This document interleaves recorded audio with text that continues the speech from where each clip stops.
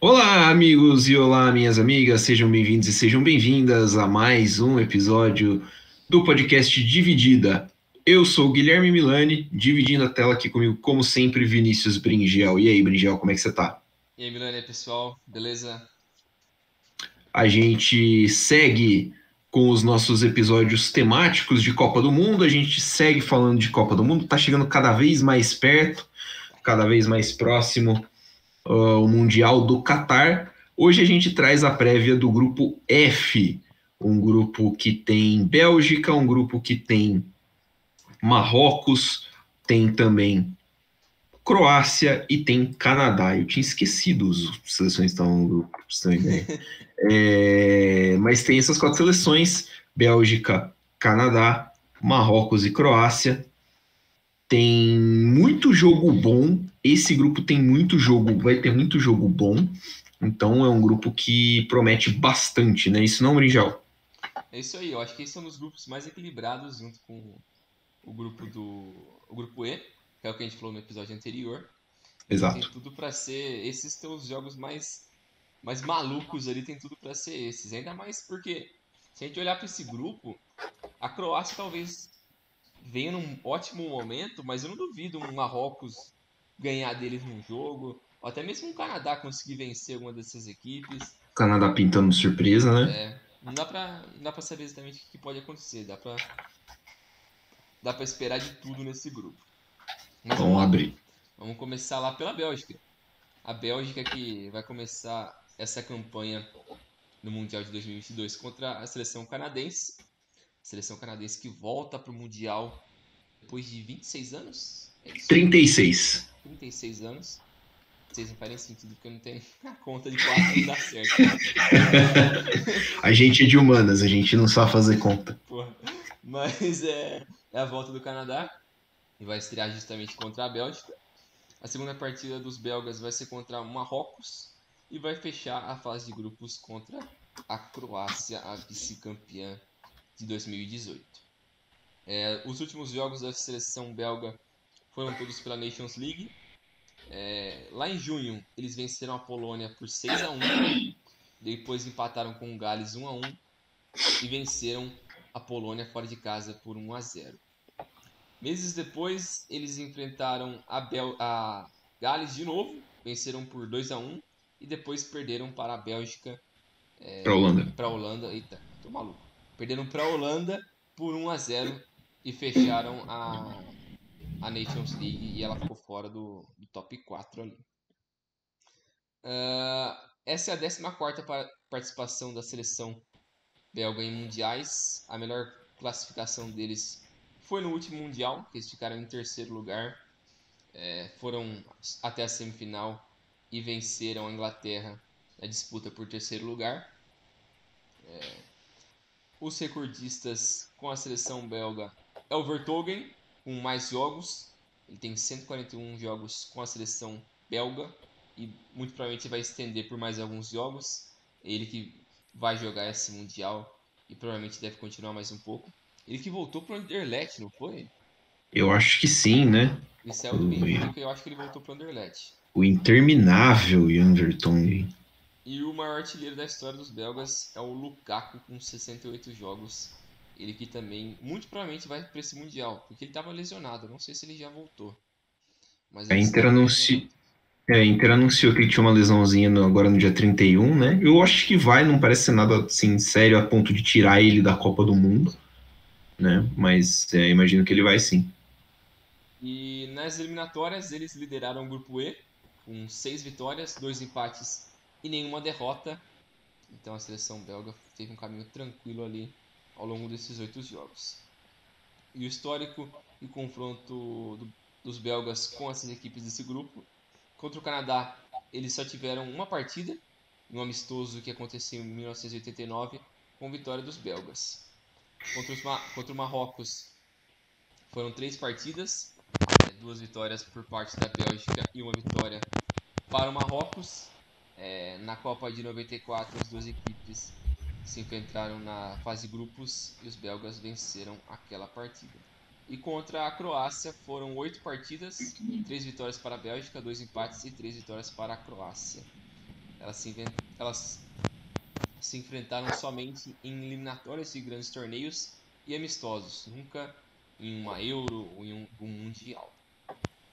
A seleção belga, que muito provavelmente deve ir com um 3-4-3 com a sua escalação ideal, com Courtois no gol, a defesa com Alderweireld e o Vertonghen e o De Baste fazendo a linha de defesa, Castagne, Tielemans, Witsel, Meunier fazendo a linha de 4, e o ataque vai ser muito provavelmente Hazard, De Bruyne e o Lukaku, se ele não voltar muito bem fisicamente, o Batshuayi, que foi quem completou nessas últimas partidas da Nations League para a seleção belga. A seleção da Bélgica, que chega ao Qatar com muita esperança de fazer mais uma boa atuação, mas com aquele clima de fim de festa, porque a geração de ouro vai envelhecendo e essa vai ser muito provavelmente a última chance de um grande resultado por parte desses jogadores dessa geração. Os Diabos Vermelhos vão se apoiar na experiência de grandes jogadores como o De Bruyne e o Courtois, que vivem em grande fase por seus clubes e chegam para a sua terceira Copa seguida. O Hazard e o Lukaku são outra esperança de gols, mas tem que também salientar que o grande poder ofensivo dessa seleção tem um contraponto também com a grande idade avançada da defesa dos belgas. O projeto de renovação que já está acontecendo, e jogadores como o Delicater, do Milan, e o Saelemaekers vão ganhando cada vez mais espaço na seleção belga e devem assumir um protagonismo um pouco maior daqui a alguns anos a partir desse próximo ciclo. Muito provavelmente essa vai ser a última Copa da defesa. Última Copa. Porra, a gente espera que sim, né? Não, tá maluco, irmão. O Hazard também deve ser a última Copa dele, porque ele é um cara que ele é o titular, mas ele não vive fase nem longe de ser decente, porque ele não teve momentos felizes ao longo da sua caminhada com o Real Madrid até hoje. Ele está no seu terceiro ano de Real, acho que é a terceira temporada, não é, de Real Madrid. Cara, que loucura, né? Eu não lembro de um gol dele, uma assistência. Cara, eu não lembro de um jogo bom dele pelo Real Madrid. O que tipo, um jogo bom. É triste porque, como a gente falou, o Courtois e o De Bruyne vivem a sua melhor fase da carreira. E se alinhasse isso com o melhor momento do Hazard e até do Lukaku, seria uma equipe para ser uma das melhores do torneio. Mas o Lukaku já vem de uma certa instabilidade desde que foi para o Chelsea no ano passado. Voltou para a Inter esse ano, mas ainda não conseguiu encontrar um ritmo esperado daquele ano retrasado, que foi o super ano dele. Ele destruiu tudo. Foi o melhor jogador do campeonato italiano. E o Hazard, como a gente comentou já, vive momentos deploráveis. E até o seu irmão, Torgan, vive momentos melhores. Vive momentos melhores. A Bélgica tem... Ah, cara, você olha no papel, é aquela Bélgica da... Não falar, ótima geração belga. E, de fato, é uma ótima geração. E tá ali, né? Tipo, são os mesmos caras. É o Courtois, é o Alderweireld, é o Vertonghen, o Witsel. Só não tem o Fellaini ali, né? Graças a Deus. Mas, assim, é o De Bruyne, é o Hazard. Então, assim, é um time que a gente conhece. É um time bom pra cacete. Que nem tá ali no que foi comentado, possivelmente a última chance deles conquistarem um resultado expressivo. Eu acho o terceiro lugar deles na Copa de 2018 excelente. Acho que eles fizeram uma Copa do cacete, mesmo perderam pro melhor. Pegar a França. Porque se eles caem no outro lado da chave, eles provavelmente seriam finalistas. Né? A gente estaria falando possivelmente numa vice-campeã mundial. E então vai depender muito de chaveamento e vai depender muito de encaixe. O problema da zaga ser muito velha pode dar, assim, principalmente quando você vai jogar contra um Canadá que tem, sei lá, um dos caras mais rápidos do mundo na ponta, pode dar muito problema. O Alderweireld tem 33, o Vertonghen tem 35, né, que dois ali desse trio, né, o De Baste é bem mais novo, o De Baste tem 19. Mas E até o pessoal do meio ali e do ataque, ninguém são primorosos velocistas ali assim. é, Então é um time meio pesado. é um time meio pesado, é um É, time que tem, gosta de ter posse de bola, gosta de atacar pelos flancos. Assim, mas tem o De Bruyne no seu momento mais mágico da carreira. O De Bruyne é um jogadoraço fantástico que semana sim, semana também a gente vê tirando o passe de onde a gente não acredita. sim, A gente vê o Lukaku. Se a gente vê o Lukaku, eu imagino que a gente vai ver um cara ainda meio se recuperando de lesão, mas mesmo assim um cara muito fantástico, porque ele não tem somente o físico, ele é um jogador tecnicamente muito bom. Resta, acho que, assim, da parte do ataque, resta a gente ver como é que o Hazard chega, né? sim. O Eden Hazard, que nem você falou, ele é um cara que não vive mesmo a melhor fase do mundo no Real Madrid, nem desde quando ele chegou. Fico curioso para saber quem vai ser o ala esquerdo, entre o Carrasco ou o Torgan. O Carrasco acho que talvez tenha mais costume de jogar nessa posição, né? Sim. Até por jogar no Atlético do Simeone. E o Torgan nem tanto. O Torgan é um cara mais ofensivo. Mas eu gosto do meio com o Witsel e o Tielemans. Eu gosto muito do Tielemans. Acho que é um volante muito bom. Tem uma boa saída de jogo. A Bélgica, ela é franco favorita para, não digo atropelar o grupo todo, mas para passar de forma confortável, Sim. né? Acho que da Bélgica para baixo é uma pancadaria só, mas assim, a Bélgica tem mais time e não deve passar assim tanto sufoco para passar nesse grupo. Pode ser que encontre uma pedreirinha aqui e ali, mas tem time para chegar longe nessa Copa do Mundo, tem time para ser um dos 8 melhores aí, tranquilamente. Sim, também concordo. Eu acho que o maior risco ali é contra a Croácia, que é um time experiente, tem um meio É. campo absurdo. Sou fãzaço desse meio com Brozovic, Kovacic e Modric. Ridículo, escroto. Mas é como a gente falou, eu acho que é muito talento e muita experiência nesse time da Bélgica. Eu acho que desde que o Martinez chegou lá, ele fez uma mudança de mentalidade no grupo ali, que eles conseguiram abraçar a ideia deles. Eu lembro que ele até tinha dado uma entrevista, acho que antes do Mundial 18, uma das principais mudanças que eles fizeram foi colocar todo mundo para falar inglês. Porque como é um país que fala três idiomas, então eles tinham meio que uma rixa com o pessoal que fala francês, o pessoal que fala holandês, o pessoal que fala alemão. Então meio que ficar num grupinho separado ali assim. Então ele colocou todo mundo para falar inglês, vai todo mundo falar inglês aqui. E deu certo. O grupo fechou, todo mundo se alinhou nos pensamentos, não teve tantas essas rixas e o time virou um super time, um dos melhores desses últimos anos e tem tudo Um dos mais pra. consistentes, né? Sim, porque Hum. eles foram pro último top 4 da Nations. Esse eles não foram. Eles perderam da Holanda a vaga, Sim, perderam mas pra Holanda, mas mesmo assim, na Euro, eles pararam nas quartas. na Euro acho que foi. Deixa eu ver aqui. Mas mesmo assim, é um time que dá trabalho para todas as equipes que eles enfrentam. É um time muito forte, tem talento abundante em várias áreas. Talvez essa renovação vai ser um pouco mais lenta porque é um país pequeno, então você acaba não produzindo tanto talento. O campeonato local não é tão forte também, então isso acaba também desacelerando um pouco esse processo. Apesar da boa campanha do Brugge na Champions, né? Exato. Eles perderam a primeira colocação pro Porto, mas mesmo assim, é histórico. Mas, né, Eles pô, eles mandaram o Atlético meteram. a merda. Não, pô, eles meteram 4 no Porto dentro de Portugal, pô. Assim, foi um trabalhaço do É, Clube Brugge. sim. Trabalhaço. Então as coisas estão indo bem pra Bélgica, então acho que tem tudo pra fazer uma boa campanha, pelo menos até umas quartas ali, eles têm boas chances. Só pra confirmar, a Bélgica caiu nas quartas de final para a Itália na Euro de 2020. 2-1. Barella, Insigne para a Itália e o Lukaku fez para a Bélgica. Então é isso. A Bélgica é um dos grandes favoritos. Acho que dá para colocar. É um favorito forte.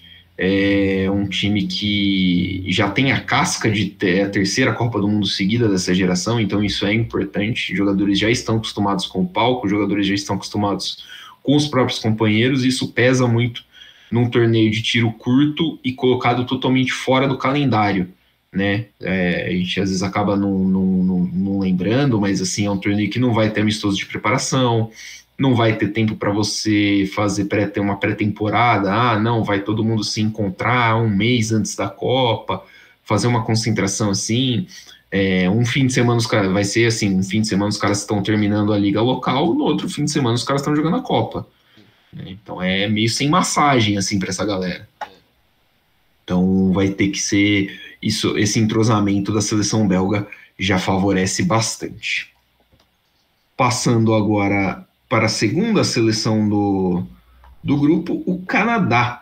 O Canadá estreia na Copa do Mundo contra a Bélgica no dia 23, depois pega a Croácia dia 27 e depois pega Marrocos no dia 1º de dezembro.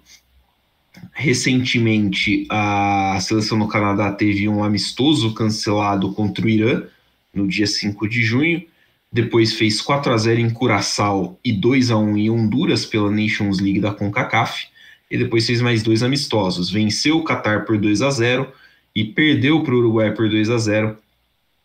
Esses 2 amistosos em setembro de 22.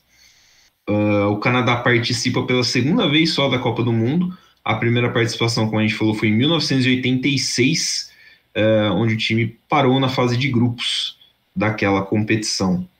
Os recordistas de jogos e gols, Atiba Hutchinson, volante, tem 97 jogos na seleção de 2003 até hoje, provavelmente vai aumentar essa marca.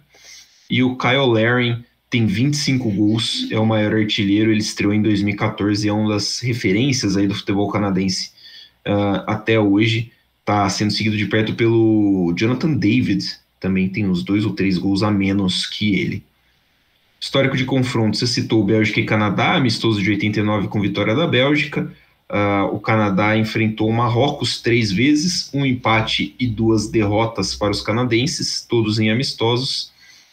Marrocos e Croácia tem um amistoso em 96, o único confronto que terminou empatado. O Canadá disputou boa parte da eliminatória dos jogos recentes no 4-4-2, a escalação deve vir algo parecido com o goleiro Milan Borjan, que curiosamente é sérvio, né? Ele joga na Sérvia, tudo, e ele é naturalizado canadense. É uma maluquice. Ele é goleiro do Estrela Vermelha. Alistair Johnson, Kamal Miller, Steven Vitória e o Sam Adekugbe fechando a linha de 4 jogando na ala esquerda. Atiba Hutchinson, Steven Eustáquio, a dupla de volantes, o Tyon Buchanan abrindo com ponta direito, o Alfonso Davies jogando de ponta esquerda, Jonathan David e Kyle Larin fazendo uma dupla de ataque. E aí o Canadá volta a uma Copa do Mundo depois de 36 anos. A classificação veio da melhor forma possível, né? Uma melhor campanha da CONCACAF, superou Estados Unidos e México, não vou dizer com tranquilidade, mas assim, de uma forma que ninguém esperava que isso fosse acontecer. E uma equipe muito jovem e promissora, que os canadenses vão poder usar essa campanha de 2022 para ganhar experiência e cancha para disputar a Copa de 2026, que vai ser em casa. O grande nome da geração é o Alfonso Davies, ele tem 22 anos, estrela do Bayern de Munique, é um dos principais responsáveis por essa classificação, de novo do lado do Kyle Larin e do Jonathan David, os 2 maiores artilheiros da história do Canadá, e a grande esperança de gols da seleção para esse torneio também. Outro destaque para o treinador John Herdman, ele assumiu a seleção masculina do Canadá depois de assumir a seleção feminina, ele ganhou 2 bronzes olímpicos com a seleção feminina, e é um cara que está ajudando muito no desenvolvimento tanto da liga, né? O Canadá agora tem uma liga mais profissionalizada, né? Que joga ali mas em conjunto com o MLS, e da seleção também, tanto que os resultados já aparecem aí, né? Primeira classificação para a Copa do Mundo em 36 anos. O desafio do Canadá para essa Copa é muito difícil, né? A base para 2026 está ali, acho que vai dar para tirar muita coisa boa para um próximo torneio, que vai ter outro formato também e tudo mais. Mas para essa Copa do Mundo eu acho que é uma missão muito difícil. enfrentar equipes muito bem estruturadas, como Bélgica, Croácia, uma equipe que tem uma experiência já também nesse terreno, que é Marrocos, é uma equipe muito talentosa também. Então, acho que para o Canadá, cara, vale a pena talvez você se conter um pouquinho mais contra a Bélgica, né, que é o talvez adversário mais forte, se segurar um pouquinho mais e, cara, jogar a Vera contra a Croácia e Marrocos para pegar isso, para ter a sensação de jogar mesmo a Copa do Mundo sem se preocupar tanto com o resultado e ver no que dá, cara, porque de repente você consegue uma classificação ou até uma vitória mesmo, que não vem, nunca veio. Então, o Canadá não tem nada a perder nessa Copa do Mundo, no meu ponto de vista. Exato, eu acho que o principal objetivo deles chegando para esse Mundial é justamente adquirir experiência, né? É pegar a experiência para no Mundial seguinte, que é em casa, tentar fazer um pouco mais bonito. Porque, que nem você falou, o formato vai ser diferente, vai ter mais equipes. Então a chance deles conseguirem causar um impacto no torneio e também na sua própria população é muito maior no próximo Mundial. Então esse torneio é mais para dar essa experiência, que nem você falou. Tem jovens jogadores aqui que são a base dessa equipe. Então o Alphonso Davies é o principal jogador. Ele faz mais ou menos o que o Alaba faz para a Áustria. Para a Áustria, Quando verdade. ele tava no Bayern, ele era o cara da defesa ali. Na Áustria, o cara era o 10, ele fazia tudo, o jogo era dele. Ele metia um foda-se, fazia o que ele queria. E o Alphonso Davies também faz isso. Porque no Bayern ele é o lateral esquerdo, mas na seleção ele joga como meia, ele joga como 10, ele joga como volante, joga como ala, joga como atacante também ponta. Então ele faz tudo ali que colocar ele pra fazer, ele faz. Tá mandando, ele faz, ele vira ponto, vira atacante. Ele, putz, porque ele é muito versátil também. Tecnicamente ele é muito superior aos jogadores dessa geração. E o cara mais próximo desse nível é o Jonathan David, o jogador do Lille, que É, estourou no ano passado. Ótimo jogador, tem 22 anos, é bem jovem. Estava cotado para sair do Lille ano passado, acabou não saindo. Mas é muito bom jogador também, é um atacante.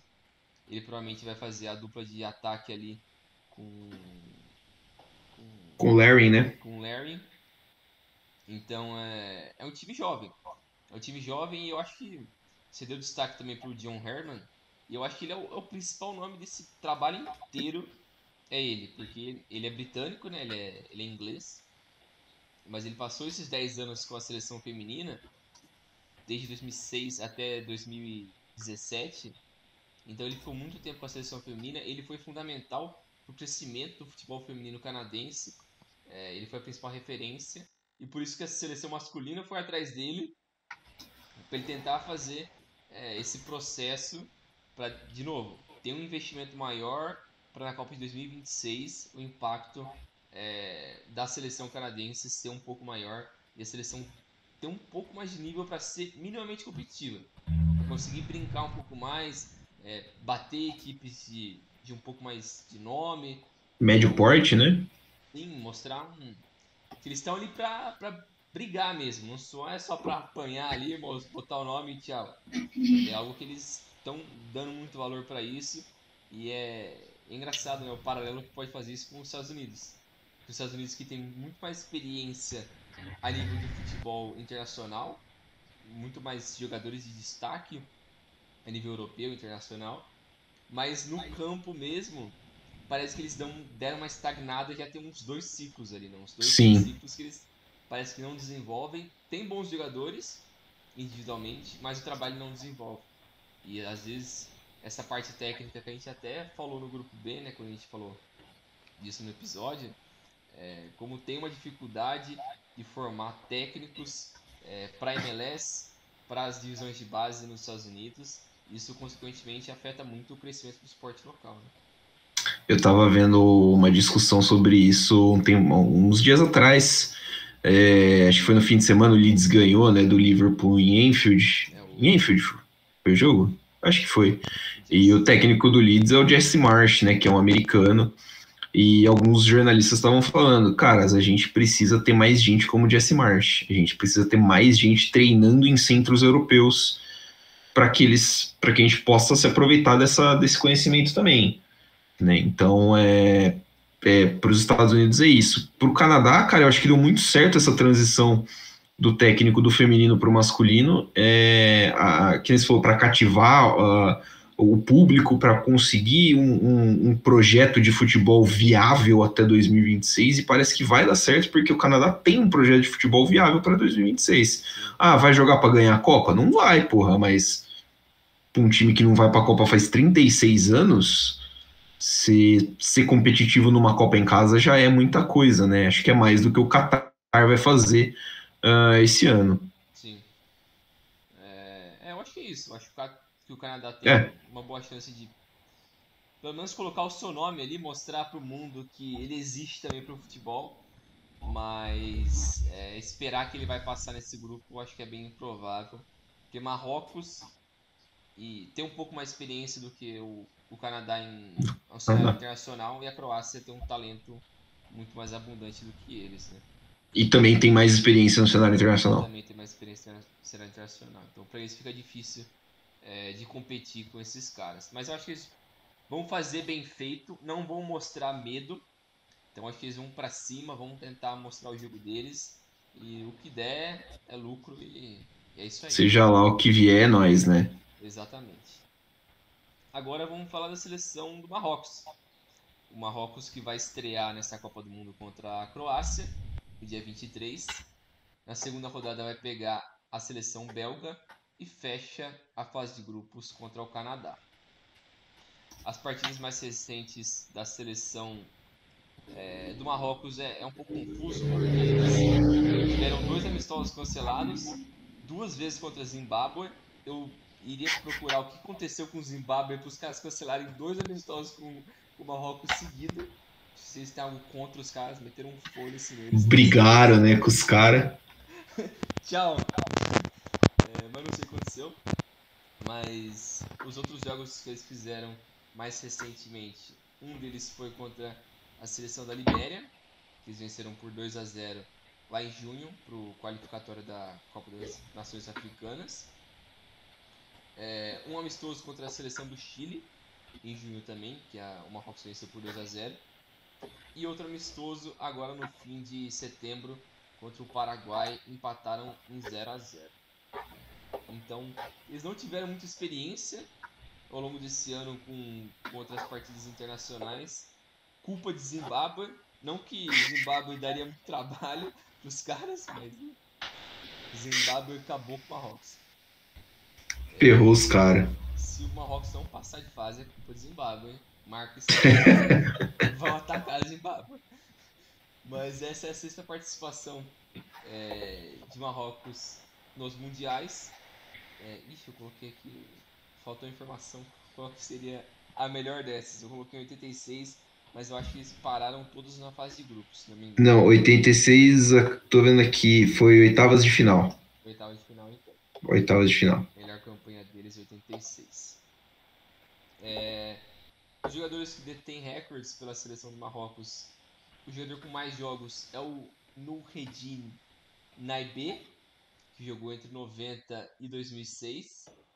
E o maior artilheiro da história dos marroquinos é o Ahmed Farah, com 36 jogos entre 66 e 79. Nas eliminatórias, o Marrocos venceu o seu grupo, foi o grupo I, com 6 vitórias e nenhum empate, nenhuma derrota, 100% de aproveitamento.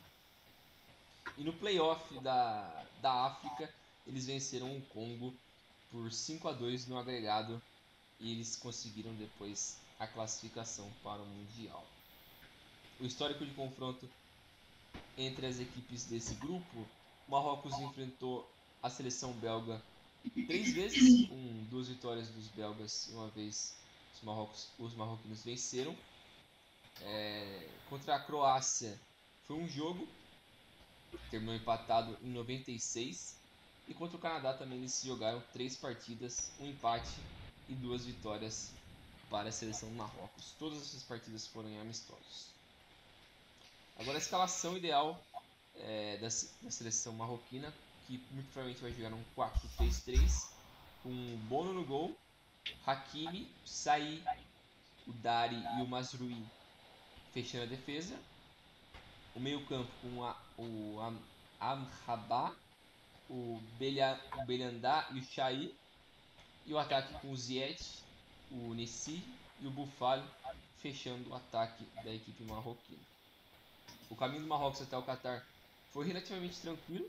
Seleção que não perdeu nenhum jogo nas eliminatórias, mas teve bastante relação conturbada nos bastidores, com o técnico Halilhodžić, que teve muito problema com os jogadores ao longo desses últimos anos. Vários atritos fizeram com que o treinador deixasse o comando da equipe em agosto, e depois o Regragui entrou no comando da equipe com um desafio muito grande, que é passar por esse grupo, que eles não passam de fase desde 86, e para alcançar esse objetivo eles vão apostar nos seus principais jogadores que têm experiência internacional, como o goleiro Bono, do Sevilha, o Hakimi, do PSG, o meia Belhanda e o Ziyech, do Chelsea. A falta do entrosamento desses jogadores pode ser um fator importante, mas é a mesma base que jogou o Mundial de 2018, e eles têm a experiência dos últimos anos, e também é uma equipe que no cenário local da África também joga muito bem, tem muita experiência, é uma das principais equipes do futebol africano. A seleção do Marrocos é uma das seleções que eu mais gosto dessa Copa do Mundo.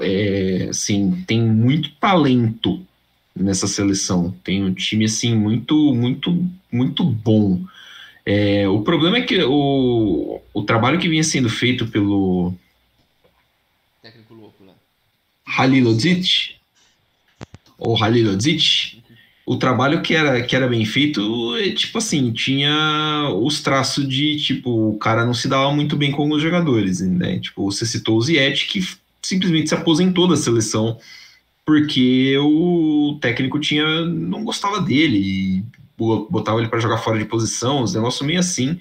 A relação dos dois era muito ruim, e o Ziyech só voltou para a seleção do Marrocos porque o técnico foi embora. Né? Então, assim, a gente está falando do Ziyech, que é possivelmente o cara mais talentoso dessa seleção do Marrocos.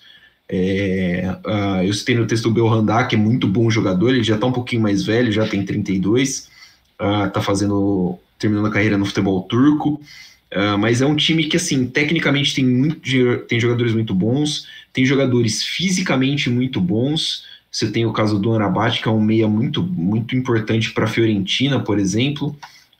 Jogadores como o Roman Saï, que hoje está no Besiktas, estava na Premier League até outro dia, né? O Hakimi dispensa muitas apresentações, é muito bom jogador. O Mazraoui chegou no Bayern de Munique também. Tem o Harit. O Harit eu lembro que surgiu muito bem no Schalke 04. É o cara do Marseille? O do Marseille. Ele é pontinha do Marseille, um jogador que dribla bem e tal. Não tem tido muita sequência na seleção, mas foi convocado para os últimos amistosos contra Chile e Paraguai. No ataque, você tem caras como o Enesiri do Sevilha, você tem o Munir. Lembra do Munir? Que era aquele? Então, ele tem origem marroquina, né? A família dele tem origem marroquina, ele se naturalizou e tem 11 jogos pela seleção do Marrocos. Tem o Sofiane Boufal, né, que foi citado, é a referência do ataque. O Regragui é ex-jogador da seleção de Marrocos, que fez carreira na Espanha também.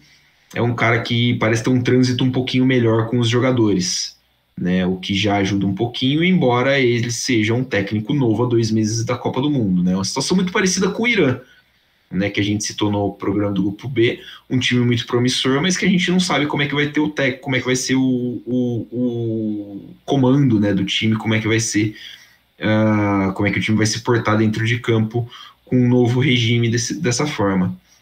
Para mim é uma seleção promissora, acho que é uma equipe que pode, não vou dizer surpreender, porque eu acho que não fez uma Copa de 18 ruim. apesar de não ter ganho de ninguém, ter perdido do Irã num jogo que amassou o Irã e tomou um gol no contra-ataque, podia ter mostrado um pouquinho mais, mas enfim, coisas que acontecem. Mas eu acho que essa pulga de ter ficado em último no grupo, de não ter conseguido pontuar na Copa de 18, vai acabar não criando uma pressão, mas vai estar ali. Os caras do Marrocos vão estar ali, os caras vão estar querendo um desempenho melhor, e acho que isso pode impulsionar a seleção a conquistar resultados. Acho que o jogo contra o Canadá deve ser um jogo muito interessante, porque eu imagino um jogo aberto dos dois lados, né? E o jogo contra a Croácia vai ser muito interessante também, porque quero ver como vão se portar essas duas seleções uma contra a outra. Sim, acho interessante também isso, porque olhando no papel, assim, uma das equipes mais talentosas do futebol africano. Sim. Eu acho que junto com o Egito, Senegal ali, são uma das mais talentosas. Tanto que eles perderam pro Egito na Copa das Nações Africanas no início do ano, né? Perderam, se não me engano, nas quartas pro Egito. Sim. Nos pênaltis, prorrogação, uma coisa assim. Então levaram até o limite, e é um time que já não tinha o Ziyech. Já tava com a treta naquele tempo ali, já tinha a confusão do técnico com o Ziyech. Então, se o time já foi muito bem assim, sem o principal jogador dessa geração, né? Eu acho que diz muito do quão longe esse time pode ir. Tecnicamente é muito bom. Você também citou o Hakimi, que é a principal referência técnica, eu acho, dessa equipe. É um jogador que joga muito bem na ala. No PSG está encontrando o seu ritmo ali. Foi muito bem na Inter, foi muito bem no Borussia Dortmund. Então, um bom jogador. Eu também gosto muito desse time do Marrocos. Eu acho que, dependendo da forma como eles vão se portar contra Canadá e principalmente a Croácia, eu acho que dá jogo. Acho que dá um jogo ali, dá para eles beliscarem um resultado interessante. Acho que outra Bélgica é difícil. É difícil porque, por mais que a gente citou que o jogo da Bélgica é um pouco mais pesado, e dá para explorar esse jogo mais pesado deles com muita velocidade, mas eu acho que tecnicamente vai pesar muito. E é difícil conseguir bater a Bélgica desse jeito. Mas contra Canadá e Croácia eu acho super aberto. Acho que se eles conseguirem um empate contra a Croácia já é um ótimo resultado. Já dá pra você depois vencer o Canadá e, se bobear, empatar com a Bélgica também, pô, tá feito. Dá para pensar, né? O Marrocos tem abrir contra a Croácia às vezes pode ser uma vantagem, porque você pode dar uma atrapalhada nos planos da própria Croácia, né? Sim. Entendeu? Então acho que é bem aberto. Mas não, pode falar. Não, eu ia só me corrigir aqui que eu falei que o time não pontuou em 18. Marrocos empatou com a Espanha em 18. 2-2. Então tem um pontinho aí. Mas eu acho que é isso. O Marrocos tem uma boa seleção, tem um potencial de um azarão nesse grupo. E talvez seja das equipes que mais tem potencial de azarão, assim, desses grupos que tem duas forças meio óbvias, ele seja uma das principais, assim. Entre os outsiders, assim, né? Talvez seja um dos que mais chama atenção. Sim. Fechando então o grupo F, a gente vai falar dos atuais vice-campeões do mundo, a Croácia. A Croácia abre a sua participação no dia 23 contra Marrocos, depois pega o Canadá e fecha contra o seu conterrâneo europeu, a Bélgica. Recentemente, a Croácia enfrentou pela Nations League a França 1-1, derrotou a Dinamarca por 1-0, derrotou a França de novo por 1-0, todos esses jogos em junho. Em setembro fez 2-1 na Dinamarca e 3-1 na Áustria. Vem de uma sequência muito forte a Croácia para essa Copa do Mundo. É a quinta participação dos croatas na Copa. Eles têm um segundo lugar em 2018, né, que é o último Copa do Mundo. Eles são os atuais vice-campeões com o melhor resultado. Além disso, eles têm um terceiro lugar em 98 como outro bom resultado. Desde que se tornou independente da Iugoslávia em 92, e pôde disputar Copas do Mundo, que aconteceu a partir da Copa de 98, a Croácia só não foi para 2010, né? Só foi para a Copa de 2010. Então são 6 de 7 Copas que a Croácia disputa como país independente. Recordistas de jogos e gols, Luka Modric, 154 jogos desde 2006, grande referência técnica, né? O maior recordista de partidas. O artilheiro é o Davor Suker, destaque da Copa de 98, fez 45 gols entre 91 e 2002. A Croácia passou em primeiro no grupo H da Copa do Mundo, 7 vitórias das eliminatórias, né? 7 vitórias, 2 empates e 1 derrota. A Croácia, curiosamente, eu lembro que eles jogaram o jogo da classificação contra a Rússia. Na penúltima rodada, eles venceram por 1-0. Se tivessem perdido ou empatado esse jogo, a Rússia passava em primeiro lugar do grupo e a Croácia teria que jogar a repescagem. Mas a Croácia venceu, mandou a Rússia para a repescagem, que a Rússia eventualmente não jogou.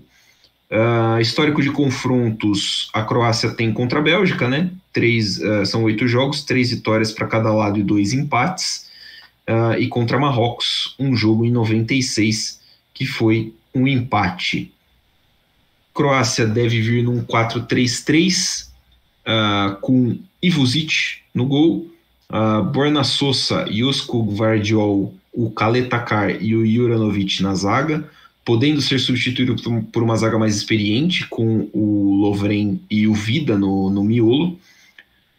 Brozovic, Kovacic e Modric, o meio-campo clássico. Perisic, Vlasic ou Maier e Kramaric ou Pasalic no comando do ataque. Os croatas foram a grande surpresa da Copa de 18, querem repetir o feito em 22. A seleção teve alguns altos e baixos desde então, né? Se classificou para o Final Four da Nations League agora em 2002, mas teve uma campanha meio abaixo na Euro de 2020. Hoje, sob o comando do Luka Modric, que parece interminável, o Luka Modric. Eu fico impressionado que cada ano ele joga mais bola. Sim. Ele é a grande referência do time e eles têm uma equipe muito forte e muito resiliente dentro de campo. Mentalmente, o time croata é muito forte. O destaque fica para os outros meias, né? O Brozovic e o Kovacic, e o Perisic, que é incansável na lateral do campo. O ponto fraco desse time da Croácia é o ataque. O Kramaric é a principal opção para centroavância, mas ele não tem a qualidade e o faro de gol que tinha o Mandzukic, né? A seleção é uma seleção muito experiente, a Croácia é uma seleção muito experiente, uma seleção um pouquinho mais velha, mas o processo de renovação já vem acontecendo, principalmente tem bons defensores como o Gvardiol, o Stanisic, que joga no Bayern de Munique, o Luka Sučić, que é a meia do Salzburg, é a grande promessa ali de sucessor do Modric. A próxima geração croata já está aí sendo muito bem avaliada, mas eu vejo essa seleção croata de uma forma promissora. Acho que é uma equipe que tem tudo para se encaixar ali entre as que vão passar de fase, mas eu também vejo com uma certa precaução, porque para mim é um time que joga bola como a seleção de 18, só que é um time mais velho que 2018. E a seleção de 18 da Croácia a gente pode até não lembrar, mas levou muitos jogos para um limite que talvez essa seleção não aguente, né? Então acho que tem aí um probleminha para a Croácia.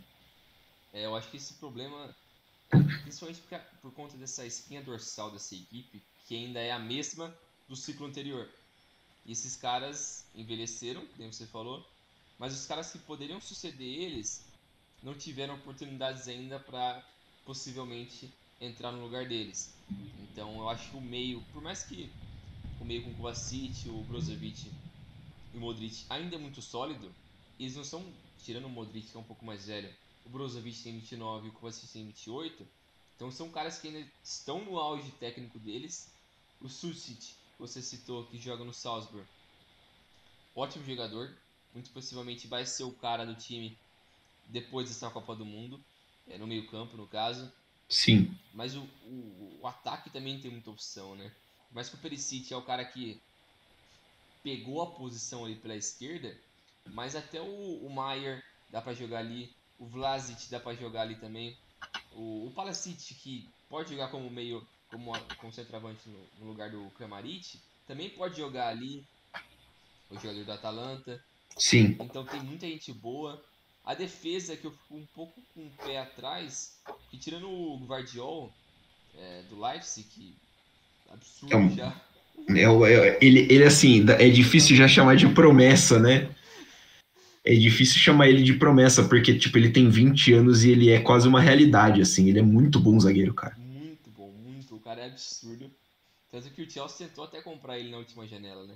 Eles fizeram Sim. uma Uma oferta, assim, de uma última hora, né? coisa de 100 milhões. Bagulho surreal. E o O Leipzig não Leipzig não aceitou. quis. O que é bizarro. Não Eles estão quis. apostando que eles vão conseguir pegar mais por ele. Eu acho improvável pagar 100 milha num cara de 20 anos. Mais que E isso. num zagueiro, né? Um zagueiro. E num zagueiro. Ainda mais que é um cara que não faz parte de um dos países de grife. No É. caso, uma Espanha, Uma uma França. França. Não faz parte desses. Uma Inglaterra, não tá nesse meio. Só que mesmo assim, a Croácia, pô, paga muito pau pra Croácia, porque esses países da antiga Iugoslávia ali, os caras produzem tanto talento. Tanto talento. Se a Croácia é a maior referência dali. Tanto que eles fazem de jogador bom. Vira e mexe que você encontra, até nessa seleção aqui, abundância de talento absurda. E fora os outros caras que poderiam ter sido, que eram aquelas promessas, e nunca viraram nada. Tinha até aquele cara que foi pro Barcelona, você lembra É o Halilovic, o né? Halilovic? Pô, o Halilovic no começo parecia fudido. O maluco era muito absurdo. E não virou nada, nem sei onde ele tá agora. Vou pesquisar agora. Mas ele tinha potencial para ser um ótimo jogador. Isso mostra como o trabalho na Croácia é muito bem feito na geração de talentos. Por mais que não é um país grande, não é um país, uma potência financeira, mas no leste europeu é a principal força, sem sombra de dúvidas. Então cria muito talento, é um bom trabalho. O Dalit, que está no comando da seleção croata desde 2017, vem fazendo um trabalho muito bom. Gosto muito do Dalit. Acho que consegue mesclar muito bem esses jovens com esses caras mais experientes. Mas esse é muito provavelmente o último ciclo de alguns caras ali, principalmente Modric. O Perisic também deve ser o último dele. O Lovren, Vida, esses caras também devem sair depois dessa Copa do Mundo. Mas o time é muito bom e pros próximos 4 anos tem tudo para chegar forte também na próxima Copa. O Halilovic, a fins de informação, hoje tem 26 anos. Ele está no Rijeka da Croácia. Ele é camisa 10 do Rijeka da Croácia. Caramba, Sabe quem jogou no Rijeka da Croácia? Moisés, camisa 10 do Palmeiras no título de 2016. caramba. Fica aí a curiosidade. Mas é uma pena. Eu achava o Halilovic ia ser, tipo, puta, ele vai ser o pica, velho. Ele vai destruir tudo. Você falou da Croácia ser o principal expoente do futebol ali da antiga Yugoslávia, e é curioso, porque quem herdou a história foi a Sérvia, né? Sim, E a Sérvia também é um celeiro de muito jogador bom. é. Muito jogador bom. Mas a Sérvia ficou de fora, eu acho que desde a separação da Iugoslávia, a Sérvia deve ter ficado de fora de 2 Copas, que é uma a mais do que a Croácia, mas não consegue os resultados que a Croácia consegue, Sim. o que é muito curioso. Apesar de o Então, nível de talento ser muito similar, o sim, ataque da Sérvia também é roubado, mano. o ataque da Sérvia é o Vlahovic e o. Como é que chama? O rapaz do Fulham? Esqueci. Mitrovic. O Mitrovic. Mas também, aí você tem o Kostic. Aí você tem Milinkovic Savic. Aí quem mais tem ali pra fazer uma meiuca ali? Cara, tem muito. É que o Matic já tá mais velho, mas o Matic era titular dessa seleção, pô. A zaga tem muita gente boa. É. Assim, a região Kostic é ali. aquela bosta daquela Juventus, né? Coitado dele. O Kostic tá sepultado lá, coitado. Mas a Iugoslávia, quando era uma seleção só, quando era um país só, era conhecido como o Brasil da Europa justamente por causa disso. Né? Uma enorme produção de talentos, embora não tenha conseguido nada das conquistas que o Brasil conseguiu. Sim, Mas para os padrões europeus, sempre foi uma região que produziu muito jogador bom de bola. sim. A Croácia está conseguindo transformar esses caras em seleções competitivas com uma certa frequência, e isso é muito interessante de ver, porque foge, né, daquele padrão das 5 principais seleções, né? Sim, Foge daquele padrão das seleções ali que, tá sempre ali, né? Tipo, é a Alemanha, é a Inglaterra, é a França, é a Itália. fica mais do Então, mesmo, né? é curioso. A minha dúvida mesmo é basicamente quanto a essa a que eu falei, né? Tipo, a intensidade da geração, porque imagino que se a zaga titular tiver o Vida e o Lovren, Aí fica- né? O Vida é vice-capitão do time, é um negócio assim, tipo, você pegar uns caras mais jovens e mais rápidos, como vai acontecer deles pegarem, pode ser um pouco mais complicado. Sim. E no ataque, pô, eu até gosto do Kramaric, achei ele um bom jogador. Foi ele que, inclusive, não quis ir para a Copa de 18, né? É. Eu acho que teve essa história. Ele tá no E Hoffenheim, não é? ele tá no Hoffenheim. Mas, de toda forma, cara, o Mandzukic tinha um estilo de jogo, uma referência, um faro de gol que o Kramaric não tem. É. Então, acho que isso dificulta um pouquinho mais na questão da característica para a Croácia. Mas, cara, acho que é uma seleção que tem tudo para passar de fase. Acho uma seleção boa, mas não vai ter vida fácil. O grupo deles esse ano eu acho que é mais difícil do que o grupo deles em 2018. Sim, também acho. E até o caminho também, muito provavelmente, vai ser mais difícil, né? Porque nas oitavas você vai pegar provavelmente Espanha ou Alemanha. Que já é uma bucha absurda. É que eu não tô agora com o negocinho pra fazer a chave. Com chaveamento, né? Mas assim, só de você já pegar uma Espanha ou uma Alemanha numa oitava de final já é, puta, uma pancada meio forte, né? Já não é um jogo que você tem garantido, é um jogo que te dá muito desgaste. Então, a gente tá falando do grupo F, né? Deixa eu colocar um simulador aqui rapidinho, só um minuto. Você Nas pega quartas, eles vão pegar primeiro do H ou segundo do G. pega quem sair de G ou H, então pode pintar um Brasil, pode pintar um Uruguai, pode pintar Portugal, E pode a pintar Sérvia. uma própria Sérvia, Suíça, assim, não tem nada garantido, né? Você É. imagina que bonitinho um Sérvia e Croácia para uma Nossa, Copa do seria bom Mundo? demais, velho. Nossa, seria bom demais. Eu imagino que ia ser um jogo muito tranquilo, um, Politicamente também seria top. politicamente muito suave. Sérvia e Croácia não podem ser sorteadas juntos, por exemplo, em grupos de eliminatórias por questões políticas, né? A UEFA tem esse cuidado na hora de Esse sortear. bom senso.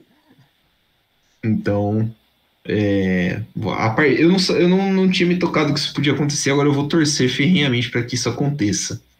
Deixa eu ver o que, Né? que precisa acontecer pra isso dar certo. Ah, eu acho que Croácia e Sérvia tem que passar na mesma posição, se não me engano. Croácia e Sérvia tem que. Não, a Croácia tem que passar em primeiro e a Sérvia passar em segundo. Ou o contrário, porque o Não, chaveamento é espelhado do outro lado da chave. isso, ou o contrário. Mas seria muito louco.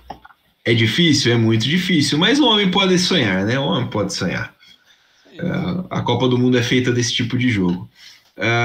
Tem palpite para esse grupo, Brinjal? Eu acho que é Bélgica e Croácia. Acho que Croácia. Eu imagino Bélgica, Croácia, Marrocos e Canadá, mas Croácia, Marrocos e Canadá com pontuação baixa. Não, Também. não me surpreenderia de ver alguns empates aí derrubando um pouquinho essa pontuação aí. Sim, O que não tira a força dessas seleções, no caso. exato. Fechado, então, o grupo F.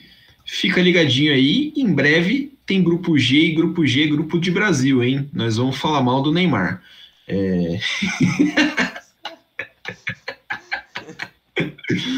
A gente grava o grupo G já com convocação, né? Convocação do Tite, do seu Adenor.